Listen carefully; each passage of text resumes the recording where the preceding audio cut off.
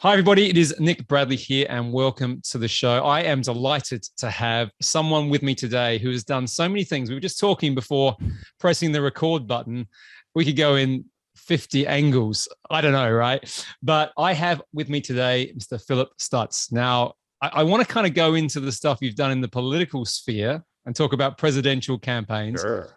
But I also want to touch on your marketing system because scale up business, all that sort of stuff. I think you're going to have some gems to bring to the party there. So listen, first and foremost, welcome to the show.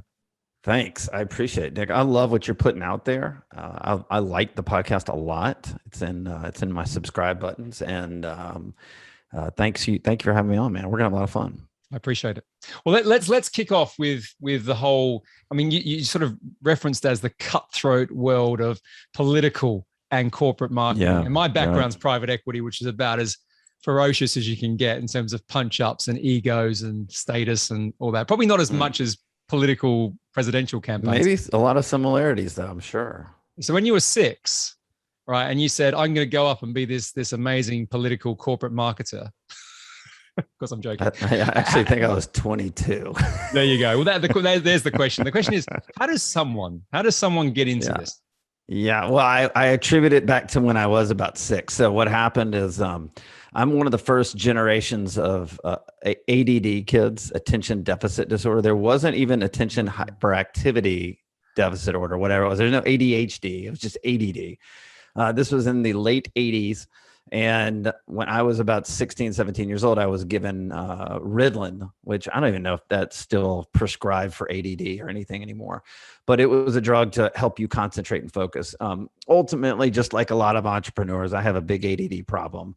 And, some entrepreneurs go the wrong way with their ADD and some go the right way, right? ADD entrepreneurs love to chase shiny objects, right? But I knew ultimately, even at 16, 17 years old, I had to do things that I was excited about. Otherwise, my attention would never be focused to work on it. So after college, people were like, oh, you should go interview for sell products for a trucking company. And I'm like, oh, wow, that sounds fun. I said, I want to throw up on my mouth. These people were like, no, you can make, this is back in like 1996, right? When I graduated college, but they're like, oh, no, you can make, you can make like $35,000 right out of college, which is a lot of money back then, right? And instead, I took a job for $18,000, half of that, which, if you calculate the cost, I've done this before. It was like $400 a week or something like that, maybe even less. It was something absurd, right? And maybe it was like $500 every 2 weeks. I don't know, but think about that. Think of the hours, $18,000 a year, but that's, ultimately I had to do what I was passionate about. And I only really cared about 2 things, which were a certain kind of sport called college football, which maybe your audience watches, maybe they don't. And I can see some stuff on the back here as we're talking. I can see some stuff on the back of your wall there, which looks a bit like college football. There's a big helmet back there, But here's the deal. The other was politics. I just got fascinated, but I wasn't fascinated to run for office. God, I would never do something like that. What loser or moron would ever do that? We'll get into that. That's going to be a question later. Keep going. I kid. But what I loved about it was the game, the marketing game behind how politicians get elected. And so I just said, I want to figure this out. And,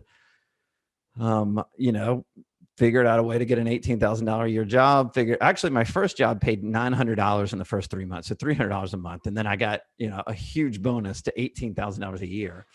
What was the industry? So we talked about, it wasn't the trucking job for like 35 grand. It was half a presidential campaign. It was, so that was the first gig. The first gig was a presidential campaign in 1996 for a guy named Bob Dole, who's running against Bill Clinton. Yeah. Did not win. Listen, I've been on 8 presidential campaigns. 5 of them did not win. 3 of them did. So, you can say, oh, he lost 5. Well, I mean, sometimes these presidential campaigns have like 10, you're running against 10 other candidates, right? It's not a mano a mano race or whatever, but I've, been a part of a lot of them through the years. And what was it about the political thing that really kind of interests you? You work 24/7. You believed in the candidate. You were fighting for something you believe would improve the world, improve the country, improve your state that you live in the United States. And that you were fighting for something that was bigger than money. You were Was fighting that for the somebody feeling you that had when you were that age, though? Was that the thinking, or was it more just the fact that yeah. it was just an interesting game? Back to your point beforehand, this seems like Yeah, an interesting, no. I mean, I think that that's what caught my attention. right? The attention of it was getting to know people that could be president one day, getting to know that and helping them succeed so they could run for the highest office, not to get them in power, but because you believed in what they were fighting for. And that ultimately was a pretty motivating factor. And the other thing is I was single, and up until 32 years old, and I worked 24/7, 7 days a week. I mean, I went literally for 3 years in my earlier career. I had 21 days off in 3 years total, including Wow. weekends. And I loved it. I would never trade it for a minute. I had all the time in the world. What else was I going to do? I wanted to go fight and learn and try to win. And I think ultimately it comes down to this, Nick. It's either win or die. And for someone that is an ADD kid, when you have one or the other, there's no like, well, what are our quarterly numbers? And can There's we no get it second up place, is there? There. 10%? And like, that doesn't do anything for me. Knowing that everything is on the line does something for me. It juices me up. And that's why, I've done 350 national TV appearances, whether it be ESPN, CNN, MSNBC, Fox News, Fox Business. I've done them all, over 350 in the last 9 years. Well, you say one thing wrong in front of a million people on live TV, you're in deep doo-doo, right? And so I don't get an ego kick by going on the shows. I get a kick because, either I perform and I deliver, or I'm never going to be asked back, or it could literally take down my entire company if I say the wrong thing. So you've got the fine line. There's no second place in this stuff, right? Yeah, and I'm not scared. I mean, I have a lot of fear in other areas of my life, but this is one of them. I just don't. I go for it every time, which makes me, the kind of entrepreneur I want to be. Where did that come from, do you think? Did that come from imprinting from parents, friends, a mentor you had around when you were younger that kind of shaped some of this? Yeah, I think I was in an environment where everybody played it safe 24/7, and I just decided to be the opposite of that. Yeah, I can relate to that. Yeah, well, I don't know if you play golf. I play golf, and I go for broke every shot. Like people are like, just play it safe. You can have a nice score. And I'm like, why would I want to do that? I want to shoot the lowest score humanly possible. I'm worse than that, dude. I basically go out there saying, no. I'm going to hit it down the middle, right? Yeah. I'm not going to go for the green in one or less. I'm going to hit it down the middle. I'm going to play the whole round like that. Yeah. And then after the first, tee off, that's it. Bam, bam, No, bam. totally me. And also because that first shot's great, right? The first shot's like, I'm thinking, wow, here we go. Right. But I have no fear. It'd be on hole 18, and I played a horrible round, and they go, just lay up here, and I go, no way. Why would I lay up? I played terrible. Might as well go for it. So I always go for it. And you talk about sort of the theme of this show. I mean, for me, scaling up. I've bootstrapped all my businesses. I have no debt. I have no outside investors.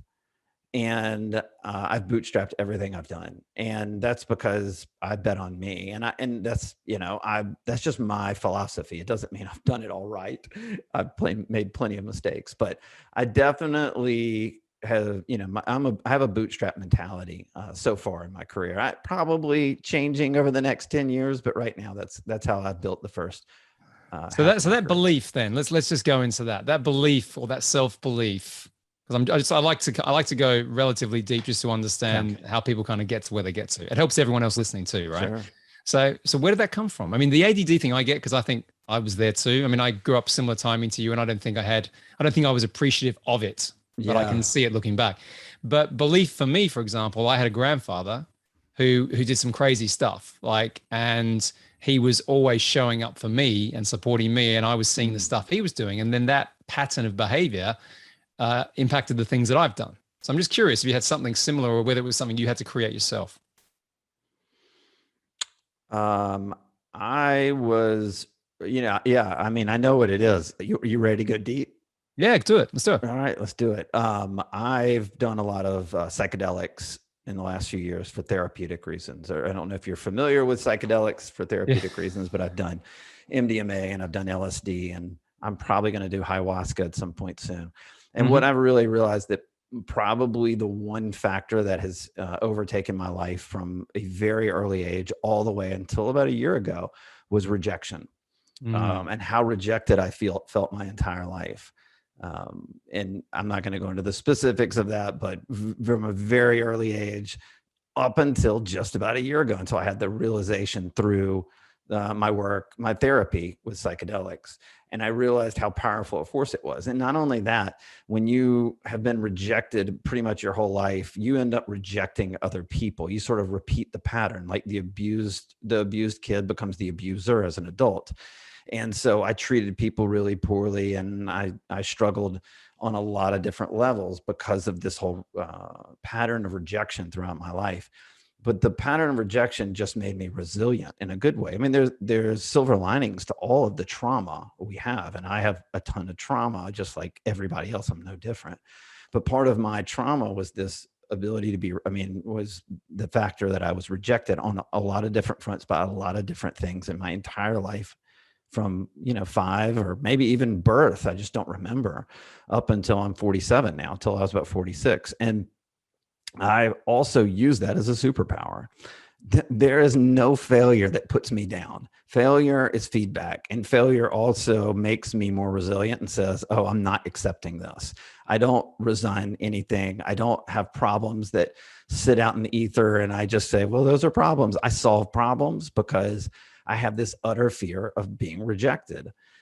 And because I've been rejected so much in my life for so many different things, that there's a callousness there, and I can overcome those. And, that's a lot of, I think a lot of entrepreneurs have a lot of trauma and a lot of pain. And part of the reason they're entrepreneurs is to either overcompensate or overcome. Part of me probably was an entrepreneur to overcompensate for a long time. And now I'm definitely in a better place where I feel like I'm in the process of overcoming. Wow. That's awesome. Thank you for sharing that. Yeah. And you know what? It's funny. This happens more often than not. I end up having conversations with people who have patterns of stories which are similar to mine. And I went through the same thing in many ways. If I went through the story, bore you to death. But there were lots of things where I had to kind of overcome rejection as well. How I did two things actually after going through that for various reasons. One is I got really gritty. Like I'm running ultra marathons, 100-mile races, like just to run away a lot from stuff. Correct. And the other thing is as I went from being an entrepreneur early on to going into the corporate world, and I was an arsehole, man. Honestly, I would have ripped up trees to get that promotion or to win. Right. And I don't like necessarily looking back at some of the behaviors that I demonstrated back then. But I tell you what, they took me to a place now where I appreciate more of what I have now for going through that journey. So, well, thanks for sharing that. That's awesome. I appreciate that. We're all, a lot of entrepreneurs, we're all running from things. Yeah. And when we use entrepreneurship as a distraction to not deal with the shit we got to deal with. And what I'm trying to transition to is accepting who I am, loving who I am, and treating myself. When you treat people bad, that's just a reflection of the way you feel about yourself. Yeah. And so once you realize that, you got two options: either bury it or do something about it. And so I'm working through that right now. But if you see a lot of people who do extraordinary things are flawed characters, however you define the word flawed, right? And I was reading Tim Grover's book, Winning, and he was talking about when he used to coach Michael Jordan and Kobe Bryant, and classically, some of the stuff they achieved, both of them and others, amazing stuff, but they weren't the greatest people to be around. Their focus on drive, great book to read, by the way, but their focus and drive was relentless on the outcome. And I admire that, actually, because I think, sometimes it's people who come from those sort of experiences that can inspire others. Yeah, of course. To others as well. So yeah, cool. Well, let's get into, I want to talk about the campaigns. I mean, what is it? Something like 1,407 election victories. And we talked about the 3 presidential. Let's talk about the big ones. Let's talk about these presidential elections. What goes on and how do you win? How do you win something like that? What do you have to do and how do you make that happen? I'm going to give you a little story on it, and then I'm going to round back, and then I can answer the question. Sure. I think the reason I'm not sure your intro may play before that. I just don't know, but I have this book that just came out, and this isn't like trying to insert the book. It's got to have context to my answer. The book is called The Undefeated Marketing System: How to Grow Your Business and Build Your Audience Using the Secret Formula That Elects Presidents. And the reason I tell you that is to answer this question, because in 2004, I was working for George W. Bush's reelection campaign. He's running against John Kerry. And we utilized, for the first time ever in that presidential campaign, a formula to win the presidential campaign, and it worked. And I walked through in my book, I talk about this historical campaign in 2004, and then how every single presidential campaign used it going forward. Barack Obama used this formula to win election in 2008 and re-election in 2012. Donald Trump used it in 2016 to win, and Joe Biden used it in 2020 to win. And so it really all starts back from 2004. And it was the ability for the first time ever for presidential campaigns, political campaigns, to use sort of massive amounts of real consumer data to build models on voters to figure out what they cared about, so that we could run our marketing campaigns only on what they cared about, not on the things that they didn't care about. So if we found out that they were only concerned about environmental issues, then they were never going to get an ad from us about tax issues. They were going to get environmental issues, right? And I walk through in the book a ton of stories on how it actually works on each political campaign, from president to senator to governor to all these campaigns we've worked on. But in the end, there's this 5-step system that every political campaign pretty much uses in the United States to win. The only difference is I'm running this 5-step system to win the political campaign, let's say for a presidential campaign, and my opponent is also utilizing the same 5-step system. So when you talk about win or die, when we talk about the comparisons with private equity, it is like, I'm using the system, they're using the system, my opponent's using the system. So all it does is create massive amounts of innovation, and it's whoever out innovates using the system wins the election. In marketing in the corporate world, what we realized was no corporate entity was utilizing this system. So we started inserting it into the clients we worked with, and we started growing every one of their bottom lines. Every company that has followed our systematic approach has grown their bottom line, every single one. And then we started seeing big Fortune 200 companies utilizing a portion of this, and that's why they're growing like crazy. And there's so much of a difference between the haves and the have-nots in the business world today, because the Fortune 200 companies are following a data-backed systematic approach to their marketing, and 99.9% of every other business in this world is not. And okay, the marketing world is rigged. It's rigged for almost every single business out there except the big Fortune 200 companies. And happy to go through that with you. Now, I want to go deep into it. My mission in life is to wake up business owners, whether they never hear from me again, or whether they consume all my free content, or whether they work, whatever, I don't care. But it is to educate and wake them up that there is a scam being run against them right now, and it's the marketing world. And my job is to show you that no matter what changes in the world, no matter what happens with the technology and the data and the algorithms, you can always win. Because the clients that we work with, and I walk through all the case studies in the book, they all win. They all grow their bottom line. They all grow their businesses, because no matter what disruption happens, they're prepared and they're on the front end of it. So I'd like to give you a story of what I mean by that. Yeah, I also want to go into it, because again, people listening to this, and now after 350 odd speeches, you've sold that so well, Phillip, that Well, I never talk in the 350. I'm talking politics. I never talk about this. So I'm really passionate. No, but this is, I mean, there's a number of different things going on here. Yeah. I want to understand the five parts to this, right? Yeah. You've talked about it from a corporate perspective, but I've also got questions around, the Cambridge Analytica thing came up a few years back, and that was big. The biggest false story that's ever existed. Sure. I'll talk about it. But, it's more to do with also the onset of how the various platforms where you can advertise now have changed.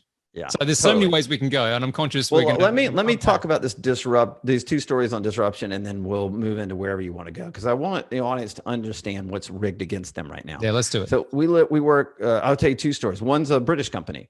So this guy just reached out to us a couple months ago, and he said, "I just got bought off by a private equity firm.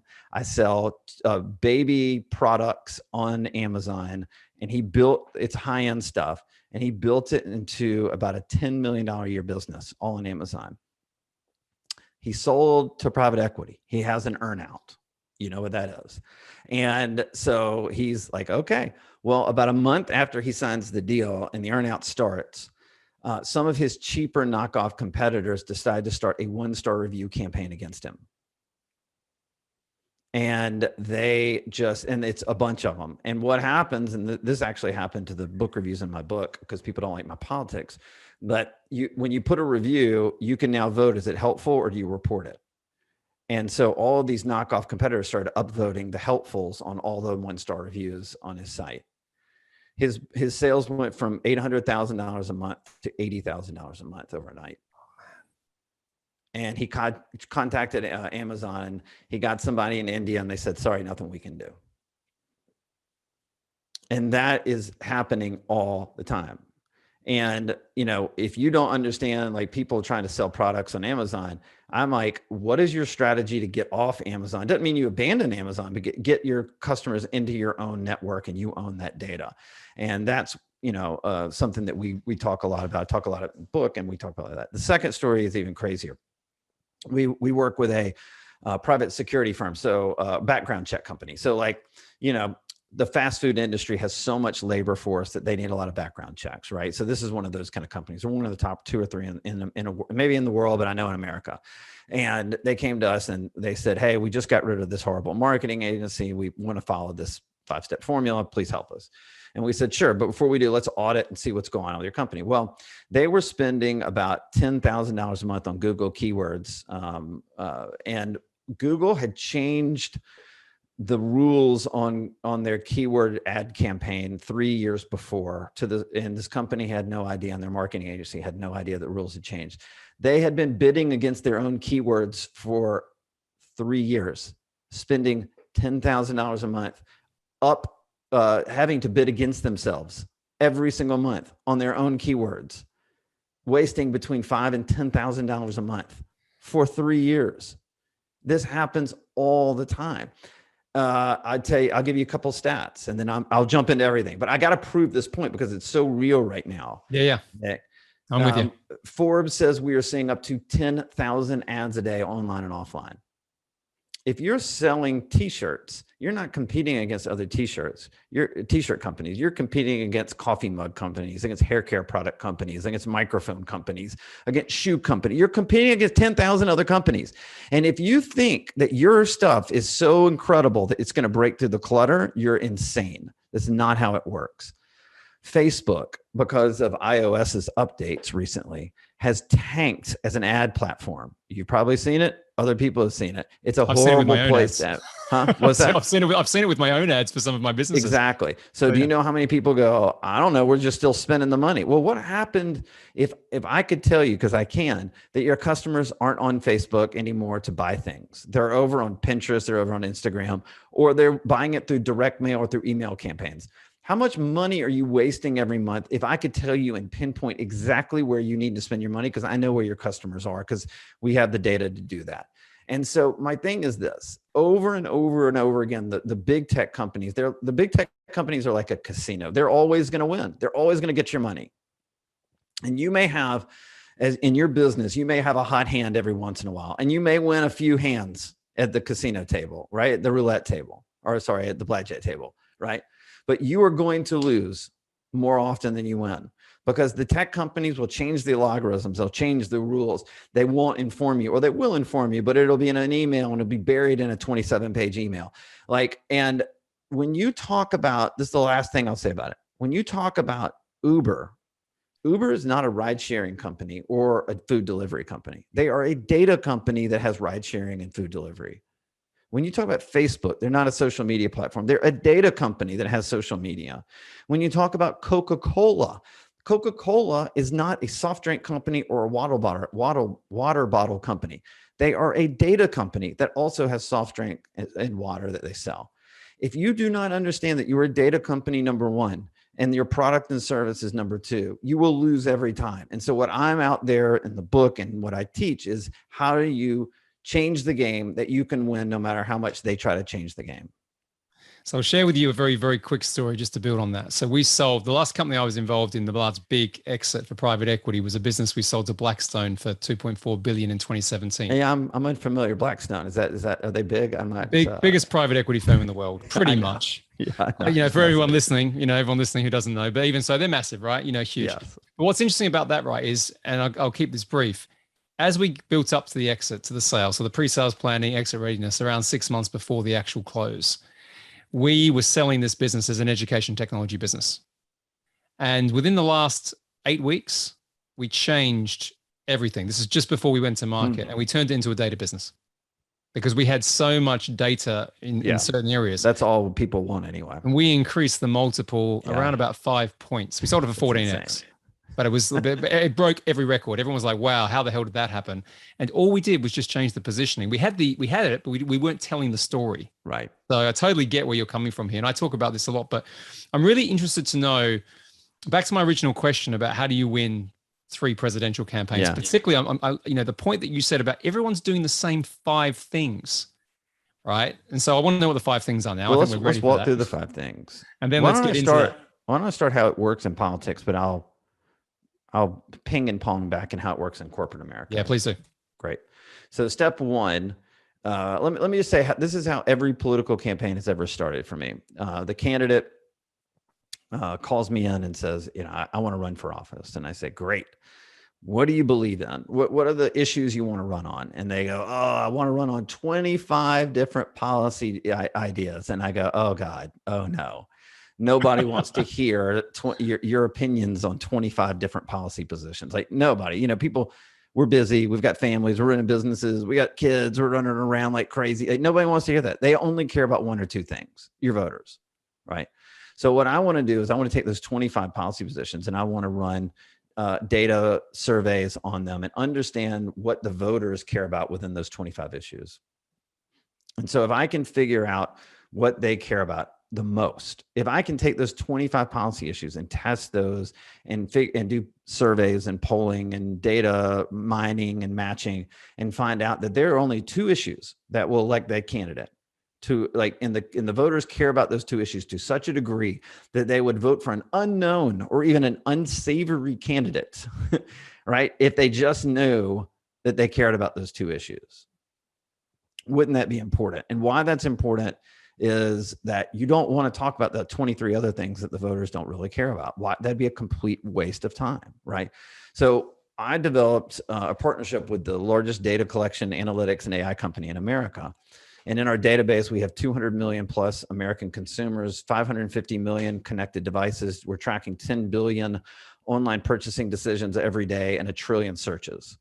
And so I can literally tell you everything you ever want to know about any customer base or voter base that has ever existed. I can tell you. I'm a data geek as well, Phillip. So I was getting almost goosebumps when you said all that. I'm glad that was all you got. Question before we go deeper though, again, this may be an ignorant question because I'm the UK guy or the Australian guy, but in terms of the initial targeting to say, who is my constituent, who is my audience, is that based on political orientation or is that based on something else before you then go out to find out what actually matters to them?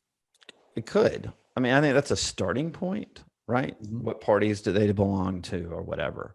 But ultimately, you've got to figure out what is going to get you to 50% plus 1 to win the race. Remember, in our elections, you just have to win 50% plus 1. You can piss off 49.9% of the marketplace. It doesn't matter. Right? Yeah, got it. You got to figure out you're looking for scale here. You're trying to look for what's the coalition that gets me to 50 plus 1? Okay. And so, that's how we look at it. And in the corporate world, we love to tell our founder story. Oh, we love to tell it. Everybody, hey, here's my story. I founded my company. But what if you knew that your customers didn't really care about your founder story, or they only cared about 20% of it? Wouldn't you want to know that? Wouldn't that change the way you market your business? Oh, gotcha. Right. Now you can. Right. I can literally tell you your customers. I can tell you their top 3 values in life. I can tell you the social media platforms they go on a chronological order. I can tell you the magazines they read specifically. I can tell you the TV shows they're streaming specifically. I can tell you everything you ever wanted to know about your customer base. That exists. There are ways to do it that you don't have to pay the kind of fees that we have, but that exists. And so it's the same thing in politics. Wouldn't you want to know what the voters think about? So I love the politicians, Nick, but I'm obsessed with the voter. I'm obsessed with what the voter thinks. And the reason I tell you all this is because we lack empathy in our society right now. Everybody's shouting about what they want to talk about. People are throwing their phones up in their faces and saying, bum up product, and let me tell you how an expert I am, and all this stuff. And it's all bullshit, because no one gives a shit about that unless you're tapping into what they care about. And so I'm obsessed with sort of the empathetic marketing that lacks so much in today's world.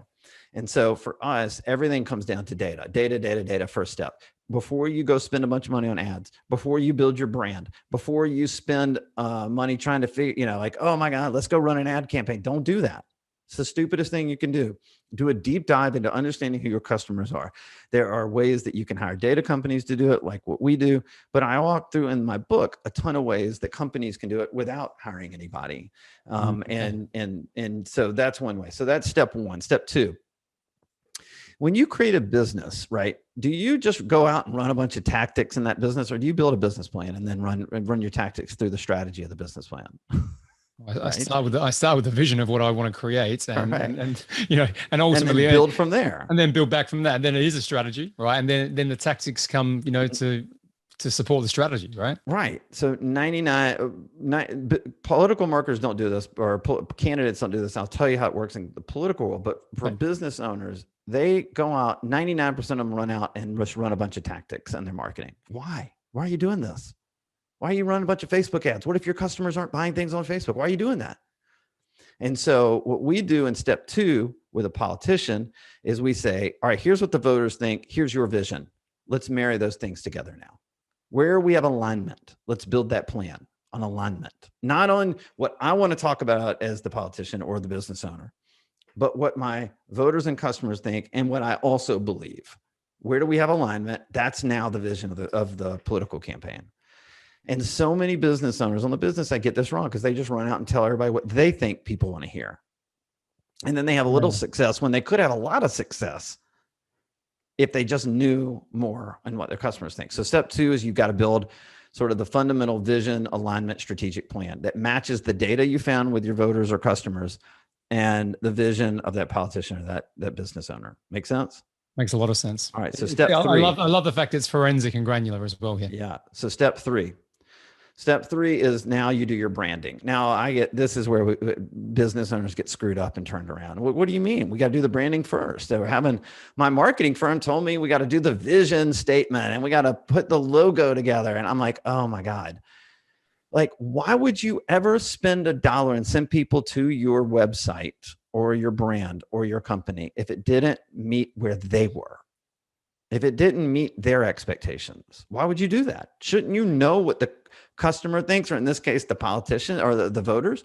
So with the politician, we're building a brand. Let's say it's just a website, the videos, the content, the policies, all the things that go into that website. We're only focusing on what? Two things. The two things we found in the data that there's alignment between the politician and the voter. That's it. That's all we're doing, right?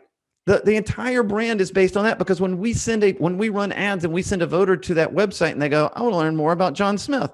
And they go over there and they go, oh my God, I care about one of those issues a lot. I want to know more about him. I want to vote for him. I want to give him money. I want to volunteer for him. Like, that's how you build it. It's the same thing in the business world. People, why would I spend $1 of a business owner's money if I knew the brand didn't meet what the customer wanted? And I walked through this story in this book. There's this great pest control company that did this, and I screwed up, and I agreed to work with them by doing just a couple of my steps and not the full 5 steps. And we sent 300 and something leads to their website, and they said, we'll handle the website. You don't worry about us. And I said, okay. And I just did it anyway, because I like the guys. And I just said, I like them. They don't have the money. I'm going to help them. Dumbest thing I've ever done. The website, these were 2 300-pound dudes, and I love them, but they were 2 300-pound dudes leaning up against a car saying, hire us to be your pest control company. What mom in middle America or anywhere is going to look at that ad and say, I want those two guys in my house. They were in t-shirts. They weren't in uniforms. They looked sloppy. By the way, the website was like all words, no visuals. It was all content. CompuWare has a stat out right now that says if a customer has one bad experience on your website, 88% chance they'll never come back again. 88%. I mean, it's almost certainty that if you screw up your brand, you'll never get that person back to your website. We used to say, I mean, back in my days, I mean, I Yeah. started off in branding, right? Years ago, Coca-Cola and all those sort of companies. We used to say a brand is a promise of consistency.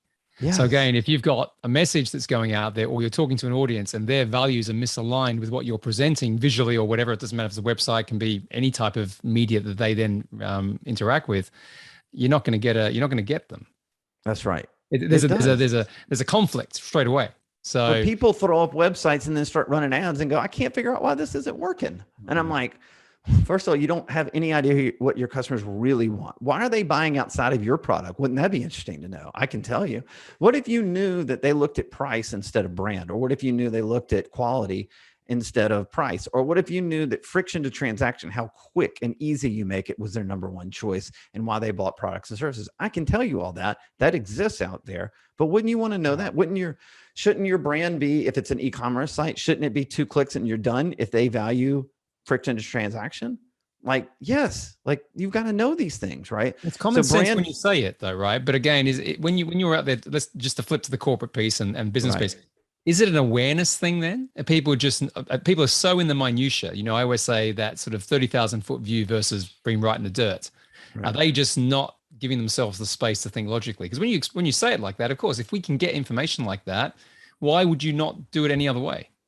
I think the rules in the world has changed so rapidly and so fast. You know, 20 years ago, you could run a TV ad, a radio ad, and a mail piece and be done. And it doesn't work like that now. And the point is, where are the eyeballs going and where are the conversions happening? And people don't even think about it. They just think, well, everybody's on Facebook. Let me go to Facebook. Well, what if you knew that people aren't buying things on Facebook? I keep going back to this because that's what it is right now. It's a great branding platform, but it is not a very good conversion platform. What about taking people off the platform? Do you still recommend? I mean, I'm just talking about Facebook for a second, like getting people into something else that then gets data. Right. I mean, is that still the strategy you propose? My thing is, I try to push everything we do into collecting your own data. Yeah. So you take it off the platforms. Yeah. Take it off the platform. Doesn't mean you can't. You're always going to be on the platforms.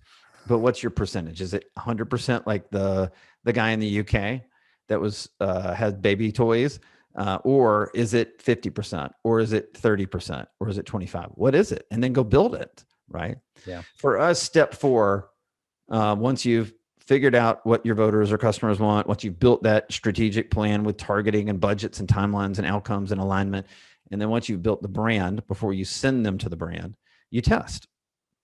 Now, everybody tests. I'm not saying you don't run test ads. I'm not saying that that's any different than what a lot of other marketers do. But the problem is this. A lot of marketers say, we have 8 concepts we want to test, but they're all out of thin air. I'm only going to test the best 8 messages I found in the data.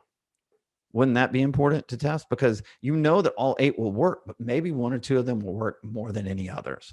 For example, in the 2016 presidential campaign, Donald Trump, in this 4-step process, got to the testing phase, and they would test one message 162 ways. Really? One message. They would have a woman in the ad, a man in the ad, a red background, a green background, different font sizes, fonts in the right corner, the left corner. They literally would run one test message 162 ways. And inevitably, Nick, they would find they'd find 8 or 9 that blew through the roof, and they had no idea why.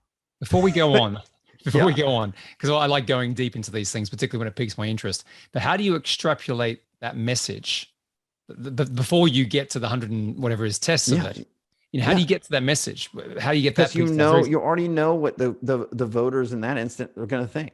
You know that message is going to work. You just don't know what part of that message will work best. So you've taken the 2 as we go. I'm just going back to the things. You're taking the two things that say that they matters the most. And then you test them many different ways. You optimize those 2 messages. You don't just come up with 8 messages out of thin air and you say, I don't know, let's just test. Donald Trump's would be a great leader. Like that's all made up, right? And so 162, now most businesses are never going to do 162 different versions of one ad. I get that. This is $1 billion campaign, but that is what the sophistication is going on right now with Fortune 200 companies. When we do work for them, this is exactly what they're doing. And so ultimately, let's say you find 2 or 3 of your test ads blow through the roof through all the, risk elimination data work that you're doing. You go to step 5, which is now you're ready to launch the marketing campaign, because you've eliminated your risk every step of the way. And you figured out what messages are going to convert at the highest rate before you go spend a bunch of money. And when you're ready to send those people back to your website's on point and ready to be utilized and ready to be converted to the customer. And you've eliminated the risk every step of the way. I can't survive in politics if I'm not eliminating the risk of the politician every single step and also out innovating my competition. That's the difference that makes the difference for us. How do you innovate within the 5 steps? So the point beforehand, you said lots of people, everyone is now using those 5 steps. How do you do that? So you want me to give you an example? I got lots of I'm a storyteller. I know you do. I know. I don't think I'm going to ever catch you out on a question, by the way, which is not my intention. I'm just dead curious about the way you do it. So we were working on a congressional race in 2020. And it was out of Texas, and it was one of the top, our candidate, his name's Roger Williams. He's a congressman, and he was literally targeted by the Democrats as like one of the top 10 congressmen to take out in the election. So the Democrat candidate, Julie Oliver. So her campaign, they're running the 5 steps. We're running the 5 steps. The pandemic hits. So what did we do? We said, let's go collect some data. Let's figure out what's really moving these voters right now. And what we found out, obviously, is that healthcare and were big issues. This is like in June of 2020, right? But what we found by surveying all these voters was that one of the biggest concerns was pre-existing conditions, because at that time in the pandemic, pre-existing conditions we thought may lead to death for a lot of people. So everybody that people were like, I have family members with pre-existing conditions. I have a pre-existing, whatever it is. People were concerned about pre-existing conditions. And we knew that if that was the top issue in the race, we knew that Julie Oliver, our opponent, was going to start attacking Roger on pre-existing conditions. Like, he's not going to look out for pre-existing conditions. He's not going to, like, we knew we were going to be attacked on it, right? But by following the data, putting a plan in place, rebranding his brand around pre-existing conditions is one of those issues. And then we went out and tested some ads, and we figured out which one would work the best. And then we launched the campaign. And so we launched the campaign in August of 2020. And it was this: Roger on camera talking about how he's a cancer survivor with pre-existing conditions. About a month later, Julie Oliver starts running attack ads on pre-existing conditions. Oh man, we out innovated. Okay. Well, you're also pace was important there as well. Like there's a bit like, obviously the message is important, but you got out there first, right? Yeah, I got out there first. I out innovated. So when she ran those ads, they fell completely flat. Which had we not run the campaign they would have hit hard, and they probably would have beaten us. Roger ended up winning the race, I think, by double digits. And he ended up being, of all the targeted people in Congress, we have 435 Congress people in the United States, of all the top targeted races where they thought they could take out incumbents, right, like Roger Williams, we won by the highest margin of any race in the country. And that's because we followed the 5 steps, but we out innovated the other campaign that was also following the 5 steps. Sounds like a lot of fun. It is. Well, there's a bit where you've got to iterate on the fly. You're using the word innovate, but when I don't know any of this stuff. Like, I haven't lived in the US that much. I've been a bit of time there, but there seems to be a lot of jostling and backwards and forwards, and there seems like there's changes. Like, there has to be this flexibility within it, because it's almost like a prize fight, right? You got 2 fighters going at it, and there's a message that comes that you didn't expect, and then is that real, or is it totally real?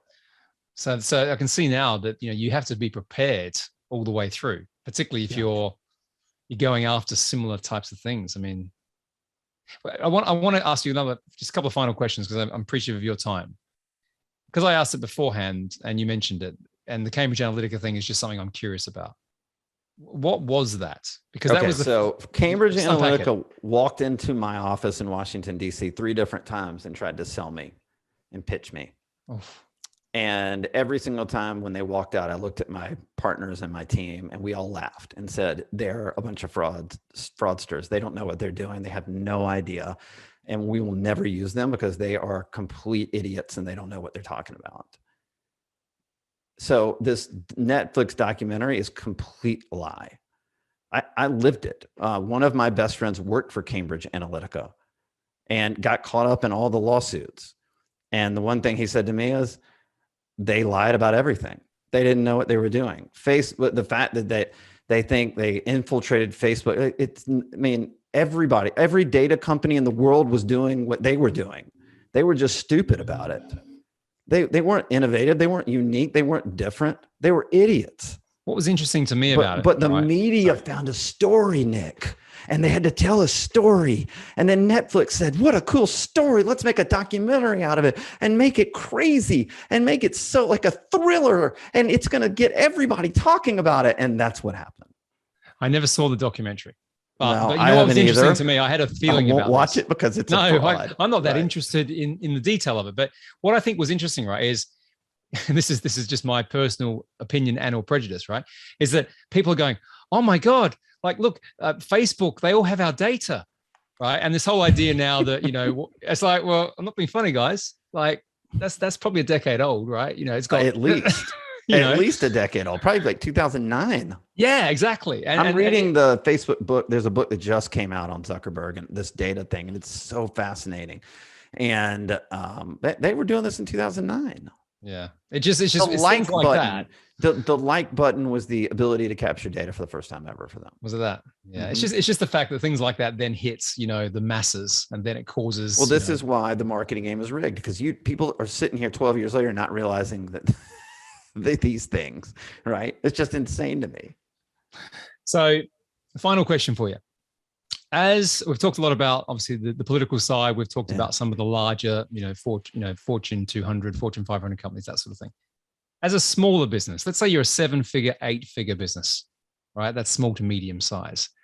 Is there anything around the 5 principles that's different? Obviously, access to maybe the resources to go and spend a lot on these things, that's different. But I haven't looked at the book in detail, but is there anything that comes to mind where you say, actually, yeah, there are some differences of how you would apply the 5 principles, or, you know what, it doesn't matter. Yeah, I actually had this epiphany about 3 years ago that the only people that like, this is when I was like, oh my God, everything's rigged, because the only people that can afford to win the game of marketing right now, to have a higher, to grow their business, is the Fortune 200 companies. When they come to us to use our data systems, they're spending $200,000-$300,000 on one data report, right? Yeah. Because they're like, let's look at 20 to 22-year-old men making $35,000 to $70,000. Like, they can look at so many different segments, and that costs a lot of money. For me personally, I went to our data partner and I said, the small businesses need to understand this. They need the same data. Like Amazon, Disney, Hershey's, TurboTax, a bunch of other companies all use this data that we have access to. And there's so many people that need it other than the big dogs. And they said, okay, well, then you pay us a licensing fee and you can charge what you want for it. And so we paid a high 6-figure every 2-year licensing agreement with them. And I bet my entire company on it. I've mortgaged everything because I believe in understanding customers so much. And now we offer it at a fraction of what they're paying it. And we do it for small businesses in that 7 to 8-figure range. Right. And after that, you're off to the races. You can do this on your own, or you can have our marketing agency to follow it with you. But we've now done 397 data reports for small businesses in the last 3 years. And I've never had not one time have I had one business owner not jaw drop to the ground and go, how did I not realize this after all these years? This is the most mind blowing. I'm not selling. I'm just saying, like, you got to understand your customer. When you finally understand your customer, you go, oh my God, how did I not understand my customer? And that's the whole key to everything. Yeah, and just to draw a line under that, the granularity of that, of what is accessible to us now as business owners is so much more. And as you said beforehand, the pace of that change has been incredible. So So if this conversation raises awareness for that, then, That's right. I've done my job. You've done your job today. And if you which is want to good. do a part 2 and we'll keep diving into this, I'm always up for it. I love this stuff. I love this stuff. It's been a big part of the businesses that I've been involved in, the private equity game too, and the scale ups. So I fundamentally agree with it. I think even though I'm probably on one end of the spectrum, which is a bit more sort of the sharper ends, I don't think my understanding is as granular as some of the stuff we've covered today. So Sure. super cool. So the Undefeated Marketing System is the book. Yeah. So buy the book. There we go. And just to be correct here, your business that obviously provides this data capability and other marketing. Yeah, I mean, the easiest way, I guess, for me is if you want, we do a free assessment for businesses that want to look at their data and they want to understand how we would look at their data. And it's a 30-minute to 45-minute call with my team for free. You go to phillipstutts.com/insights. By the way, that is just for American businesses. Unfortunately, the EU has a lot of restrictions on data. So for us, but if you're an American company, that exists. You can also subscribe to my blog. I do not pitch anything. I like writing about data and marketing. That's at phillipstutts.com. And then I have a podcast, the Undefeated Marketing Podcast. So you get free resources with the podcast, the blog, and the book. I mean, the book's $8. And then if you want to explore more on the data side, we're always open to having that conversation. Awesome, man. Well, I'll make sure we link all of that into the show notes. Thank you. And yeah, let's definitely do a phase 2 on this. This has been good fun. So, Phillip, pleasure, mate. I mean, we could have gone in a million angles, but that was covered well. So thank you Keep so doing much. Great work, man. I appreciate you.